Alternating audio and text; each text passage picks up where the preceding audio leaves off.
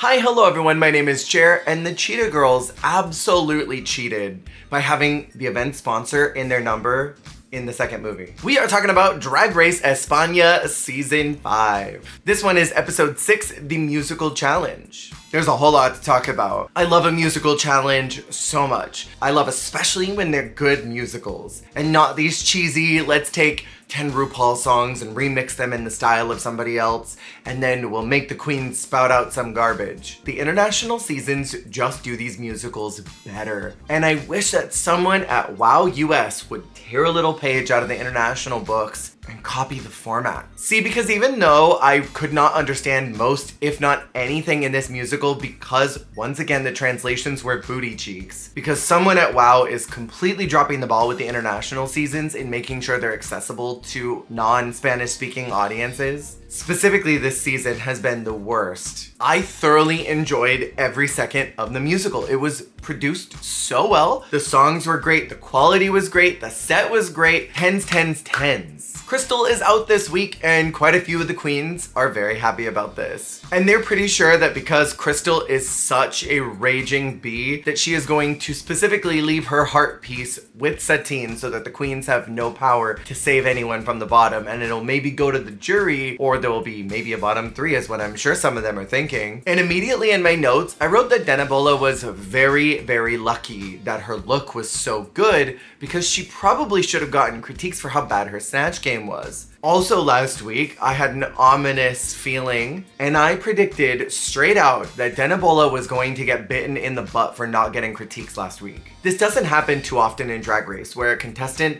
is doing super mid in challenges, but bangs it out on the runway so hard that they just end up safe. There's the Miss Fame archetype, the ones who are doing badly in a challenge, but do great in a runway, but get critiques. And they're very consistently being told you're not doing enough. And so then they slowly inch their way towards that bottom 2 spot by just defaulting in the bottom 3 a lot. There's arcs of queens who are doing mid in the challenge and mid on the runway who do not get critiques, like the Jade Jolies, so many weeks in a row that they just end up in the bottom and going home right away. Denibola is kind of a unique situation, because in my opinion, she hasn't done well in quite a few of these challenges. I think now, having seen the translated version of her talent show, it was fine. I think her snatch game was bad, and I don't think she was that groundbreaking in girl groups either. But the reality is that she has been killing the runway game, so she has not gotten negative critiques for challenges that she maybe didn't do as good on, and that came to bite her in the butt this week hard, because she's immediately out.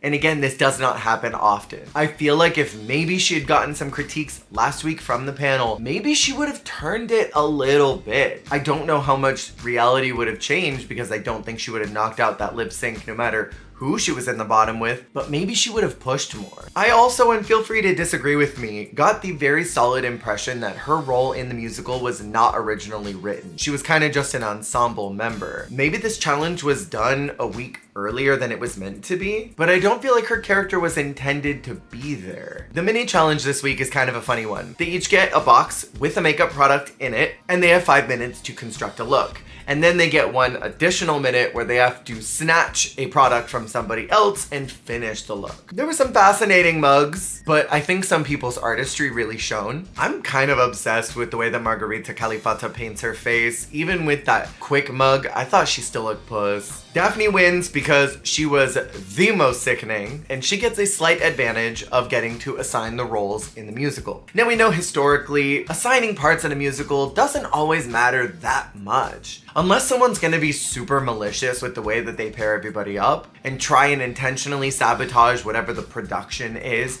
to make everybody look bad, these generally don't have a lot of consequence to them. As a matter of fact, I feel like production dropped the ball massively on the storyline. Daphne tries to sabotage Nyx by giving her a role that she thinks she will fail at and go home, because Daphne thinks it's Nyx's time, and I think a lot of folks think that, but I'm obsessed with Nyx, so I don't want her going anywhere. Then Daphne flubs in the musical and doesn't do great on the runway in my opinion, and didn't end up in the bottom. Normally Drag Race loves to jork it to these types of storylines where there's tension or drama between 2 contestants. They put one in the top and then they put the agitator in the bottom, and so then one star rises while while another one falls. Maybe they were worried about losing Daphne so early in the competition. Maybe they really felt like Alexandra was that bad. I didn't think she was. I thought Daphne was worse. And I think this was a major missed story opportunity from a television perspective. I honestly don't know why Daphne got preserved through this week. She should have at least been bottom 3. We'll get into that soon. The runway category this week is blood weddings. Alexandra de Roval is first out in this nude illusion garment that has what looks like dripping blood and veins all over it. The kind of glam viscera gave me such a fashion bone. I loved how it was dramatic and kind of romantic, while also being a little horrific. And that big tuft of hair was a great stylistic choice. I lived, it was a complete slay. In the musical, I thought she looked like she came straight out of a telenovela. I thought her performance was super safe fine because she was constantly cutting looks and overreacting to things,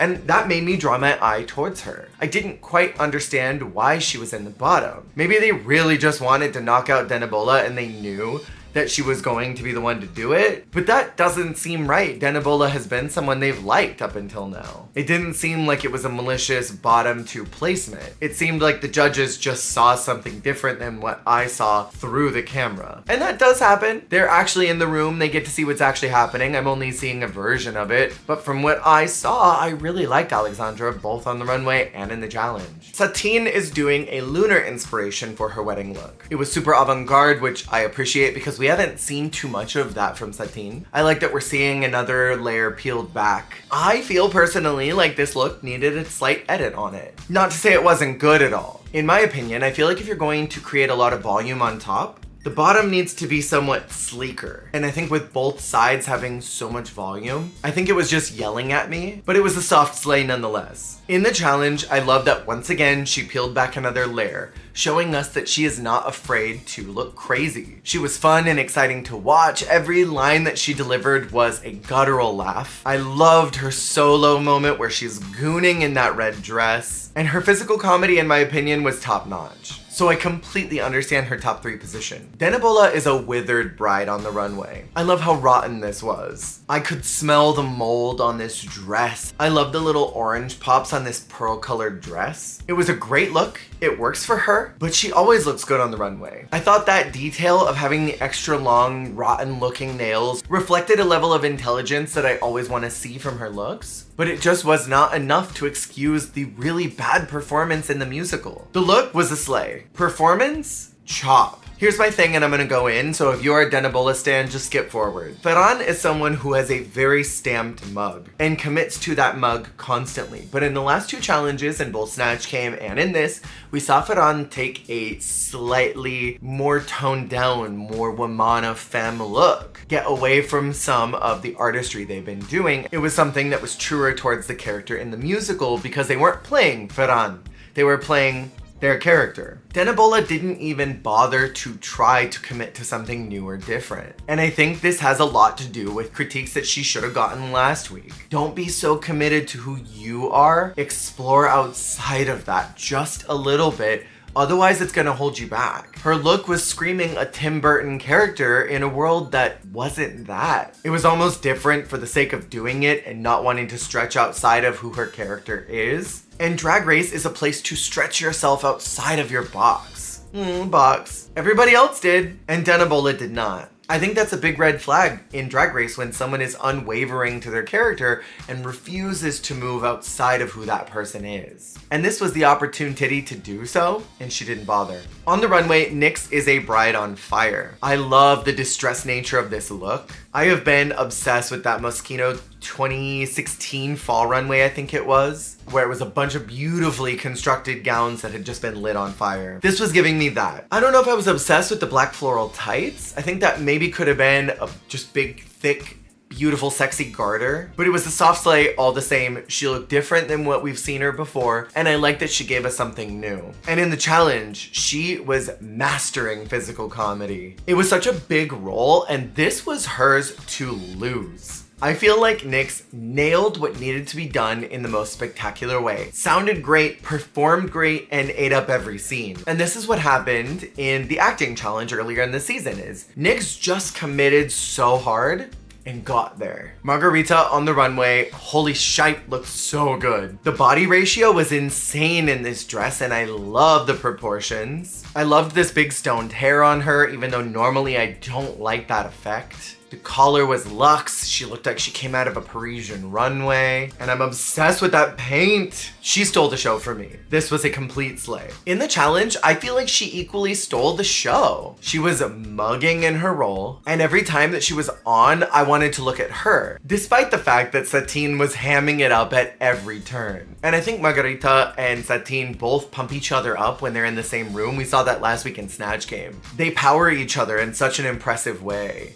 And so for Margarita to be able to stand out among Satine, who was just chewing the entire set, I think was impressive. La Caudilla looked decadent on the runway. I love a fuzzy chest in a dress. In my opinion, I do feel like the dress looked a little more nightwear than it did bridal. And I think that had a lot to do with fabric choice rather than construction, because the pieces were there. I just think it needed something a little extra to bring it to the next level and look less like I'm walking through the hallway with a candelabra looking for my room. It was a soft slay. In the challenge, I loved them. I feel crazy. I thought their voice sounded great. They have this stage presence that is so different from everybody else in the room. I thought the whole performance and runway was safe to me. Ferran on the runway looked the coolest they have all season. It was this femme Dracula look, which Dragula, Gothic Wedding, take note, this is what y'all were supposed to do. It was super impressive and I love once again that the makeup was different, showing us that Ferran can do things outside of their normal mug. And that's kind of important to show that you've got flexibility in your drag. Major, major slay. Everything was perfect about it, except maybe the reveals were a little stiff. Now here's where I diverged a bit from what the panel said. I really love that Ferran chose to commit towards the character and be less Ferran. But I felt that the whole performance was very stiff and was coming across, I am acting. The projection was a little too big. It was, is that my camera? Is that one? Oh no, my camera's there. And I didn't personally enjoy the performance. It was a lower safe position to me, but that runway brought the whole thing to a safe place. And Daphne Mugler is last on the runway, doing something a little familiar. I don't look the way that she does. I could never look like that in drag. But I am so tired of this Mugler motorcycle dress. We've seen it many times on Drag Race from many contestants through the years across the franchises. I think I've just seen this look too many times. And while it's a cute tribute to her namesake, I think she could have done something a little more unexpected. It was a chop for me. Sorry. And then in the challenge, she looked pretty, but she kept disappearing for me. This was a week I was super confused by someone not being in the bottom. I don't understand why Daphne wasn't in bottom 3. In the few lines she had leading to her solo, she played everything so small. And then in her solo, she literally has the entire stage to herself. No one is there with her. And I was completely unconvinced and my eyes kept wandering to other things on the set. It was supposed to be this emotional moment and I was just bored by it. And I really enjoyed Daphne. I don't know why she didn't connect with this, but at all. But overall, this was a fun musical and a fun runway prompt. Supreme says that nobody slipped this week and it was very difficult to judge, which I agree, it was difficult. Daphne and Margarita are both called as safe. I feel like they could have both gotten critiques. Daphne replacing Alexandra, who I think did fine in the challenge and did great on the runway, so probably should have been safe. And honestly, Ferran was super safe too in the challenge, but did great on the runway. Where Margarita did great in both elements, Margarita should have been the other high placer. Para mí, the winner is called as Nyx, which again is why I think this was a major missed opportunity to not put Daphne in the bottom. This would have been a star rising, star fall moment that Drag Race production loves to do, and Crystal Forever's heart piece is revealed. She did in fact leave it to Satine Greco. This biatch knew exactly what she was doing. It's such petty energy and I stand so hard. And because no one in the group can save anybody, the panel is then responsible for saving someone. And they choose to save Caudilla, which I completely agree with. I don't even think that she was that bad. The bottom two are Alexandra versus Denabola, and the song is Yo Tengo Un Novio. This was so in Alexandra's wheelhouse, and I felt like she connected with the judges in this lip sync in a stronger way than Denabola did, who was kind of just everywhere. Alexandra crawling down the runway was super hot, and she's got this momentum to her in this lip sync You can tell that she does not want to go home. Denobola was hardly doing anything and her mouth was barely synced. And here's an important thing for performing in drag. Sometimes there's a natural inclination that when the beat starts picking up and is like do-do-do-do-do-do-do, there's a natural inclination to go shake your head everywhere and do all kinds of manic stuff. That is the wrong direction to go in a lip sync unless you are so freaking funny and you've already been prepping the audience to laugh. Alexandra was smart. She heard, all right, the tempo is picking up. Now is my opportunity to slow down my performance, show them that my mouth knows every single word of it, and stand composed and poised. That's the route to go when you lip sync to something that's got a faster tempo, especially when it kicks up out of nowhere. It's clear that she understands performance. And Denobola, I'm afraid, got swarmed here, which means that Denobola is out, which kind of fulfilled my concern last week that by the time that she finally got critiques for being lousy in a challenge, it was going to be too late and she was not going to be able to recover. But I also felt like Daphne should have been in the bottom. Things may have not been different at all. Maybe anybody in this cast would have sent home Denobola. I think maybe the only person that would not have survived Denobola would maybe be Ferran. But I also could be massively underselling what they're capable of doing. Next week seems like it's gonna be another acting challenge. The preview for it was a little mysterious. But I do think that Daphne is going to be in trouble. I think she's getting in her head right now. I think she is not succeeding in the way that she wants to be, and that might start messing with her mentals. In the same way I think Denobola was this week. But what did y'all think about this episode? Let me know in the comments below. And if you have the means, please feel free to check out my Extravaganza Extra membership, which allows you to watch some of my posted videos a few days earlier. Thank you for watching. I'll see y'all on the flip.